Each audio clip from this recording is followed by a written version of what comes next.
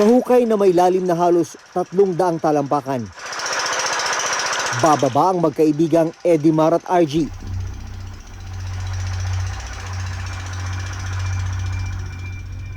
Ang pakay nila, makakuha ng mga batong may ginto.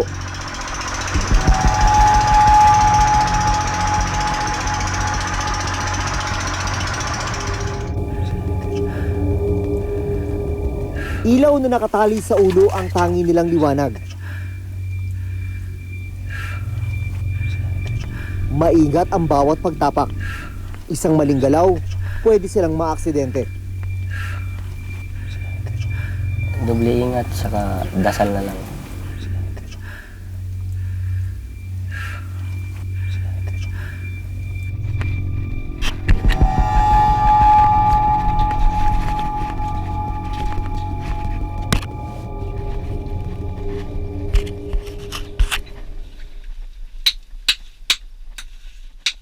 Sa loob ng mahigit 5 dekada, pagmimina na ang kabuhayan ng maraming residente sa kanilang lugar. Pero si Edimar, umaasang ito na ang huling buwan na papasok siya sa mapanganib na hukay. Plano niya ituloy ang kanyang pag-aaral.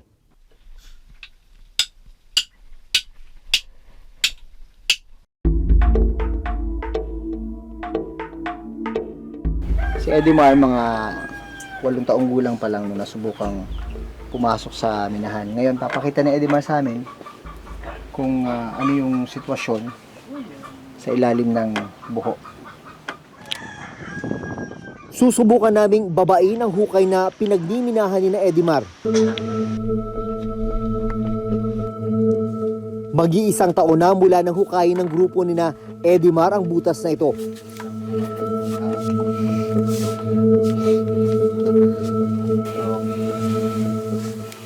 Sa sobrang tahimik sa loob ng hukay, rinig ang bawat buntong hininga.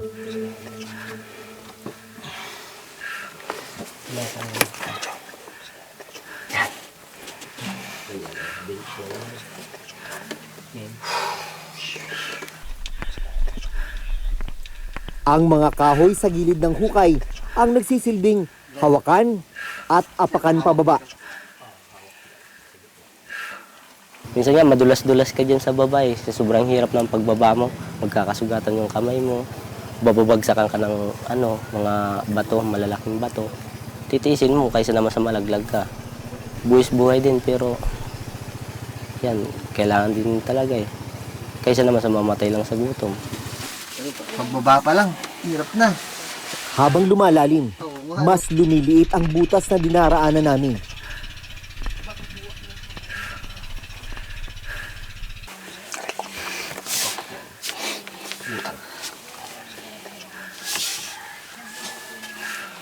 Kasya lang para makapasok ang isang tao.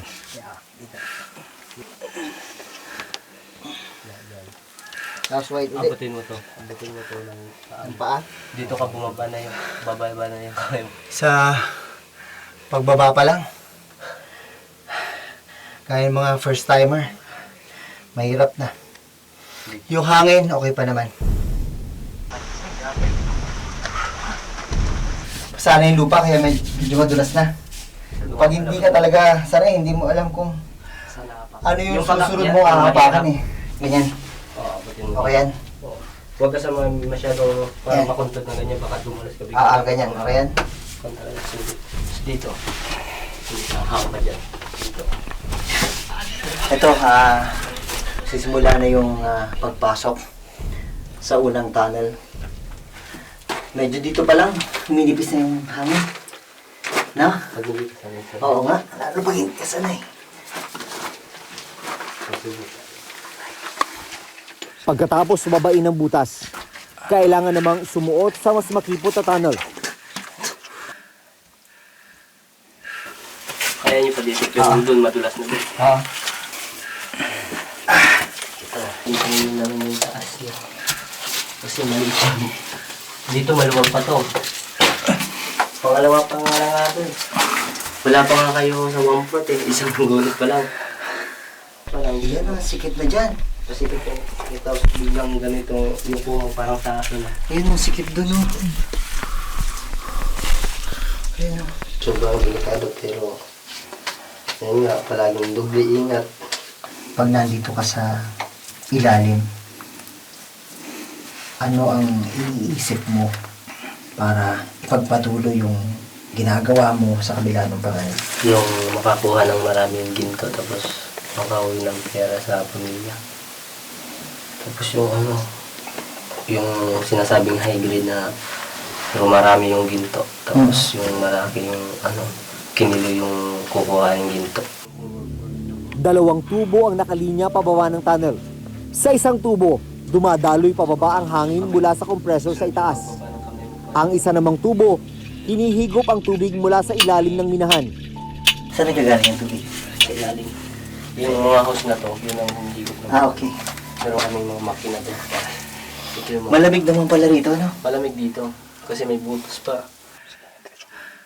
Yung unang panganib, pag nandun ka na sa baba, may biglang sumunod o may dalang maso, kinatawag na yung bakal. Pag nalaglag yun sa'yo, pwede kang tamahan sa ulo. Pag yung usok, pag hindi ka sanay, mahilo ka, mahimatay ka dun sa loob. Pag yung hindi mo kaya yung resistensya mo, yung oxygen, parang hindi ka naman masyado makahinga. Lalo na kung yung butas nyo dun sa loob, walang tubig kasi yan lang kumukuha ng oxygen. Itong tunnel na ito, mga 1 taon na daw mula nung hukayin. Kabilang sa mga safety precaution na ginawa ng mga minero, yung paglalagay ng kahoy sa ibabaw. Yung iba naman makikita mo sa ibang portion, meron sa gilid. Protection yun, panlaban sa guho. Ito maliwanag dito sa ilalim dahil may ilaw yung aming camera.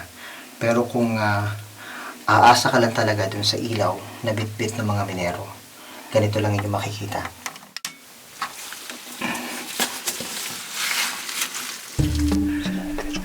Palalim ng palalim ang pinapasok naming butas ni Edimar. Mas malayo at mas malalim. Mas may posibilidad raw na makahanap ng magandang uri ng ginto. Sinking ang tawag nila sa butas na pababa. Mahaba kasi yan eh. Tapos pagbaba mo na sinking na mataas, tatanil ka naman ng pakanan. Tapos sinking na naman. Ang pinakalas doon, bababa ka ng mayroon doon nakakamada na mga parang sako. Tapos pagbaba mo doon, tunnel na naman. Tapos parang medyo pataas na, tapos bababa ka pa 45 na tinatawag namin. Tapos pagdating mo doon, may tubig doon, yun na yun. Sa puntong ito, kinailangan ko nang tumigil. Numinipis na kasi ang hangin sa ibaba.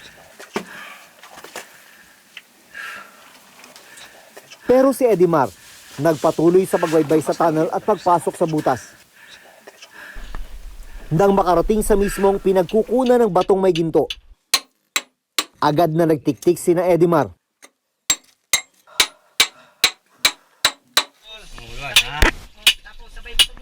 Dito na niya nadatnan ang isa pang kasamahan na si RG, 20 taong gulang.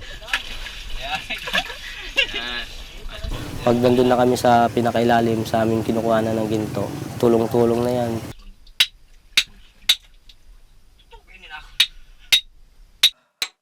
Natanong namin kung nag-aaral si Edimar.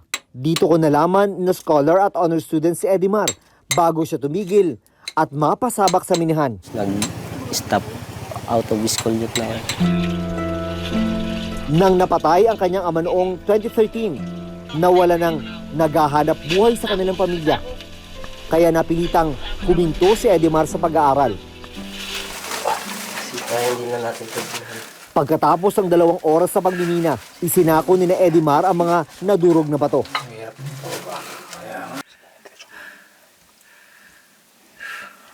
Pinangarap mo bang ito yung pasokin mong trabaho? Hindi naman po. Kaso nga lang po, yun nga. Walang ibang trabaho.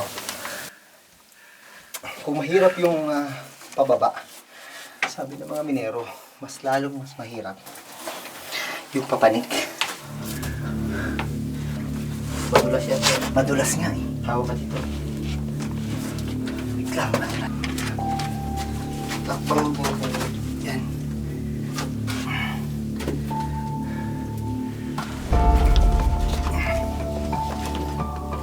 Kasi eventually dito.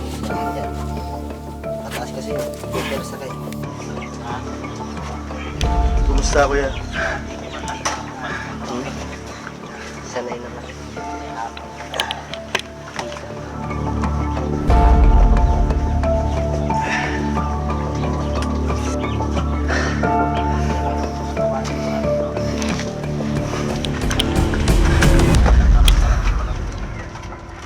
Ang mga sako ng bato, isa-isa nang iniaangat mula sa hukay.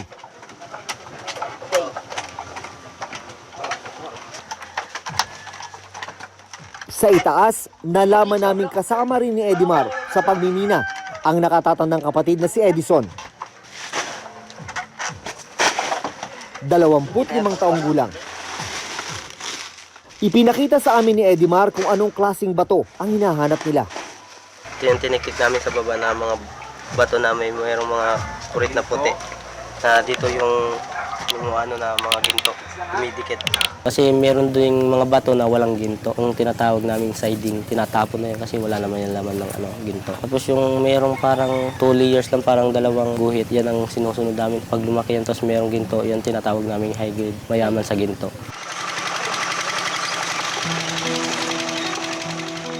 Ito, anong dream mo? Ano po, simple lang. May konting trabaho, tapos konting bahay lang.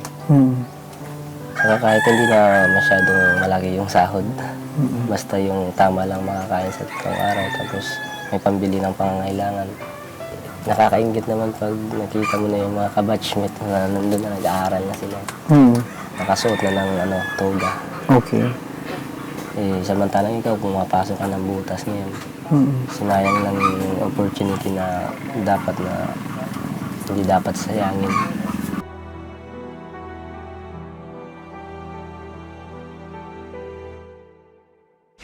Tatlong lalaki ang nasawi matapos umanong makalanghap ng nakalalasong kemikal sa isang saradong minahan sa Aroroy, Masbate. Ang peligrong idinitalye ni Edimar, hindi natakasan ng 17 taong gulang na si Angelo. Namatay siya habang nasa loob ng minahan.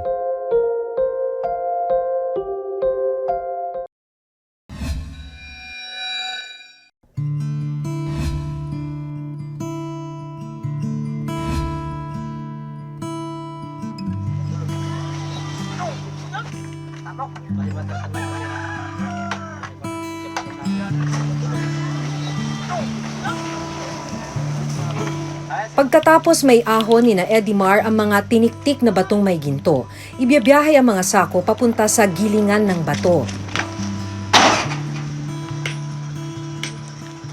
Ang iba, manong-manong dinudurog para mas pinuhin ang mga bato.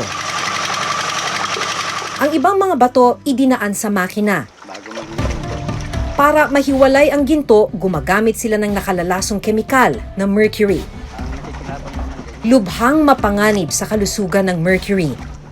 Maaaring maapektuhan ang utak, bato, baga kapag pumasok ito sa katawan. Pwede ring malaso ng isang taong makalalanghap ng usok nito. Pero si Edimar halos 10 taon nang nahahawakan at nalalanghap ang mercury dahil sa kagustuhang makaipon ng ginto. Yung pagpukpok ng ganyan para yung mga gintong lumulutaw, bumababa, yung lulugdang siya. Tapos babas siya ng tubig. Lagyan ng tubig para yung mga putik na hindi lapdok yung maalis dito. Tubig. Para yung na lang, yung ginto na lang yung maiwan dito.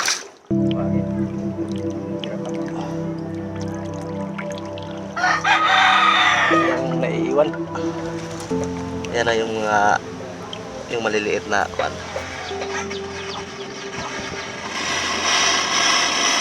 Sunod namang iniluluto ang nasalang na ginto.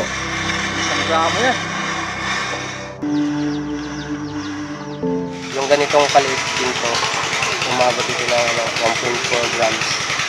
Umabot ito ng pera namin nasa 2,100 yung kita namin doon. 1,100 pesos ang presyo ng kada gramo ng ginto. Sa 36 grams ng ginto na naipon ng kanilang grupo sa loob ng 3 araw, 40,000 ang kinita nila. Pinaghahati-hatian nila ito. Ang kinita ni Edimar, 2,000 pesos o 600 pesos kada araw ng pagsuong sa malalim at mapanganib na hukay. Alam ni Edimar na buwis buhay ang pagpasok sa mga tunnel. Ang masaklap, ang ilang minero hindi na pinalad na makaahon pa ng buhay mula sa butas ng minahan. Ganito ang nangyari sa anak ni Mang Anacito na si Angelo Aparejado, 17 taong gulang. 3 lalaki ang nasawi matapos umanong makalanghap ng nakalalasong kemikal sa isang saradong minahan sa Aroroy, Masbate. 3 minero ang namatay sa Aroroy, Masbate. Tinawag na ako ng foreman. Kabong, yung si Angelo nangyari. Yung dalawa, patay na. Sabi ko, takbo ako agad. Kasamang namatay ni Angelo sa minahan ng ginto ang minero na si Cornelio Credo. Lumabas sa investigasyon ng mga pulis na nakalanghap ng nakalalasong kemikal ang 2 minero. Kwento ni Mang Anacito, 2 linggo pa lang na nagtatrabaho sa minahan si Angelo nang mangyari ang insidente. Si Angelo, siyempre bakasyon. Pinapasok na lang niya doon para makabili ng mga gamit pag-aaral. Pinagsisiyan ko kasi sinama ko siya. Kay timbang buhay talagang kuha niya sa mina eh. Sipo mo, buhay ka pa, ginililibing ka na sa loob. Alam ni Edimar ang panganib na kinakaharap niya sa paglusong sa mga hukay. Pero sa ngayon, ito lang daw ang alam niyang paraan para matustusan ang pangangailangan ng pamilya at para makaipon upang muling makabalik sa pag-aaral. Nangihinayang din kasi nung gumadik yung mga kabatchmate ko, yun, nakita ko yung habang ako na pumapasok dito sa minahan ngayon. Sabi ko, sana, tapos na lang din ako sana. Nandun din ako sa batchmate ko. Malungkot isipin na sa kabila ng mapanganib at maghapong pagmimina, tila hindi naman sila kumikita ng sapat. Sa datos ng Mines and Geosciences Bureau o MGB, taong 2018, umabot sa 14.5 billion pesos ang naminang ginto sa Masbate mula sa large at small scale mining, gaya kina Edimar. Ang mga gintong mula sa large scale mining dinadala sa Switzerland. Habang ang gintong mula sa small scale mining ibinebenta naman sa local market sa Luzon at Visayas. Pero sa kabila ng pagiging mayaman sa ginto, nananatiling isa sa pinakamahirap na probinsya ang Masbate, ayon na rin sa Philippine Statistics Authority. Sa bayan ng Aroroy, pangalawa ang pagmimina sa pinagkukunan ng kabuhayan ng mga residente. Kasi ito lang dito sa Masbate yung priority na mahihirap na trabahuan. Kung hindi construction, paning talaga, pangisda, yun lang. Pero ang karamihan talaga pagmimina dito. Ang problema, lubog rin sa utang ang ilan sa kanila. Pagmimina kasi hindi naman permanenteng makikita. Yun, nakakautang tapos babayaran na sa susunod na pag pumasok naman ng ganyan, operation namin sa buho. Kapit sa patalim siya, no? Kasi imagine a family na yung magulang ay walang kakayahan makakuha ng maayos na trabaho dahil hindi siya nakapagtapos ng pag-aaral, di ba? Sa pagmimina, hindi hinihingi yun. Alam nilang mapanganib ito, pero walang ibang choice. Marami talaga deposito ng gold dito. Kaya siyempre, yung mga tao naghahanap ng mapagkakitaan, wala namang ibang mapuntahan kasi yun nga, maraming nagmimina, maraming nag-small scale miners, ganyan. Ang iba dyan kaysa mabungkal ng lupa, hindi nila gagawin yun kasi mas madaling hanapin yung pera sa ginto. Ang ginagawa naman ng Menro yata ngayon is parang ini-inventory lang nila. Pero hindi sa regulation talaga, parang wala tayo magagawa sa ganun. Kinakailangan na ang mga small-scale miners ay nakapaloob sila sa isang minahang bayan. Ito bali ang kinikilala na legal ng gobyerno. Sa atin sa salukuyan, maraming percentage ang tinatawag natin na pag informal, illegal sila ng mga small scale. At gusto ng gobyerno natin na tulungan sila na ma-formalize na maging legal. Pero si Edimar hindi nawawala ng pag-asa. Katunayan, nag-exam siya para muling makapasok sa Alternative Learning System o ALS.